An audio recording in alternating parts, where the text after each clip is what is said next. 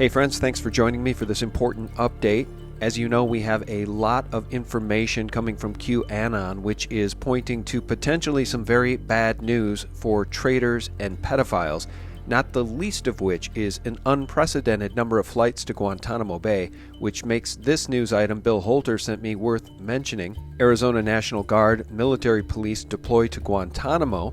It's news that even Jerome Corsi recently picked up on. I was able to validate that this Arizona National Guard unit has just been moved from Phoenix. They moved about 4 dozen soldiers, part of the 850 unit National Guard, which are military police battalion, have just been moved to Gitmo. And that's after you had Secretary of Defense Mattis visit Gitmo. You've had Attorney General Sessions visit Gitmo. I mean, clearly something is going on. And although it's not unusual for members of the National Guard to be deployed to Guantanamo, this portion of the story is noteworthy. According to Fox 10, the mission is so sensitive, we were asked not to show the faces of these soldiers and their families. And Colonel Baldwin says, quote, "We don't want to telegraph to the world who's there and who's performing this mission because they all have families that are still back here while they're overseas doing this mission," end quote. Now you may recall Trump's November 2016 pledge to fill Guantanamo, quote, "with some very bad dudes." If reports by Qanon are to be believed, some of the new guests at Guantanamo may include treacherous politicians and pedophiles. And at the top of the list, next to the Podesta brothers and Hillary Clinton, ought to be Debbie Wasserman Schultz, who Qanon and Jerome Corsi have explicitly stated ordered the hit on DNC whistleblower and WikiLeaks email provider Seth Rich. QAnon just directly says Debbie Wasserman Schultz put out a 187, which is a kill job, on Seth Rich. And in a startling parallel investigation, researcher Timothy Holmseth says the heart of CIA-related child trafficking just happens to run directly through Debbie Wasserman Schultz's own Florida district. Broward County, Florida is the epicenter of this. Broward County, home of traitor Debbie Wasserman Schultz, who used the Iwan brothers to blackmail Congress. Again, numerous compelling claims by Qanon continue to be made, like this one shared by B on Twitter.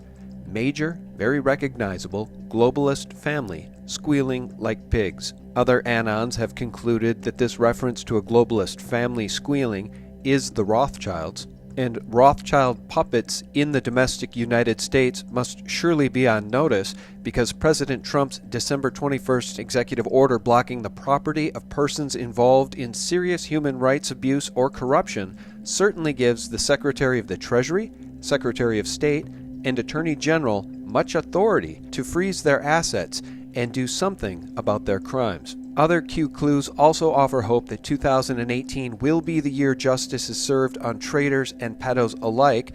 New Year's hint number 2, Julian Assange is safe. He is not where he appears to be. He is a key player in justice. And clue number 1, at least 30 congressmen will not be returning after the holiday break. And in yet another salvo against the Hillary Clinton, Huma Abedin corrupt arm of the deep state, President Trump tweeted today, crooked Hillary Clinton's top aide, Huma Abedin, has been accused of disregarding basic security protocols. She put classified passwords into the hands of foreign agents. Remember sailors' pictures on submarine? Jail. Deep State Justice Department must finally act, he asks. Also, Comey and others. Also, over the past 24 hours, the U.S. customs system crashed, leaving thousands of people stranded at airports across the country, making it very hard for anyone, including deep state traitors, to flee the country. Which is ironic because you'll recall back on October 29th, Q posted this to the deep state traitors, quote, "Can you rely on being able to board a plane and fly away?" And of course there was the LAX to Japan flight that turned around and headed back after making it almost halfway to its destination, and it said that passengers aboard that flight, including Christy Teigen, had to sign non-disclosure agreements. And recall the Atlanta airport power outage that lasted some 11 hours. Reportedly, a high-value target was successfully intercepted. And more recently, on January 1st, a power outage hit the New Orleans International Airport, and again, the unprecedented flights into and out of Guantanamo Bay. leaves one to wonder if Hillary was prophetic when she reportedly predicted in a panic that if Trump won the election, she and her cronies would hang.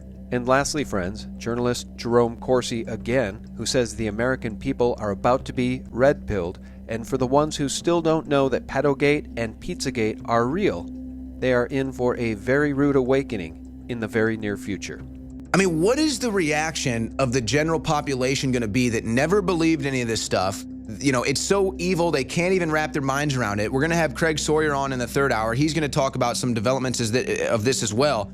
What are they going to think when all of this gets exposed and it runs so deep, it runs so big, and you have to recognize at that point that, wow, every other president knew this was going on and did nothing?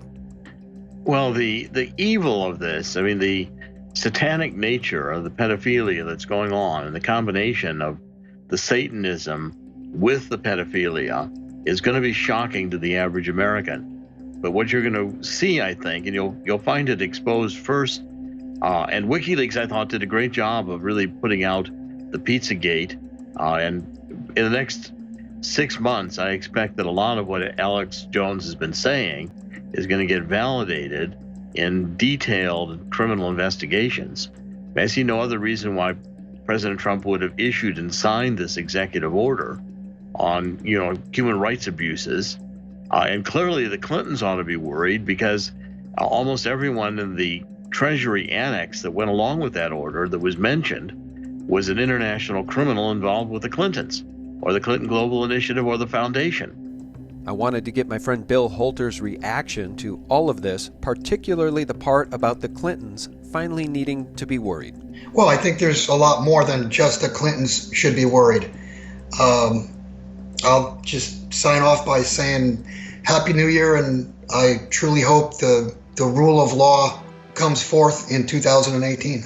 Yeah, amen. I've been saying 2018 is the year of the arrests of traitors and pedophiles alike, so people like John and Tony Podesta and Debbie Wasserman Schultz and even Barack Obama should be on notice. Amen, brother. Okay, guys, thanks so much for tuning in. We very much appreciate your support. Check us out for real news 24/7 at sgtreport.com.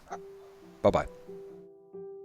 It's SRA, so that's the satanic ritualistic abuse of children. So it's not just engaging in sex with these kids. They're involved in satanic abuse. They torture them and they abuse them in satanic rituals. And they believe that they are, channeling these like dark forces, these evil forces, and it gives them power.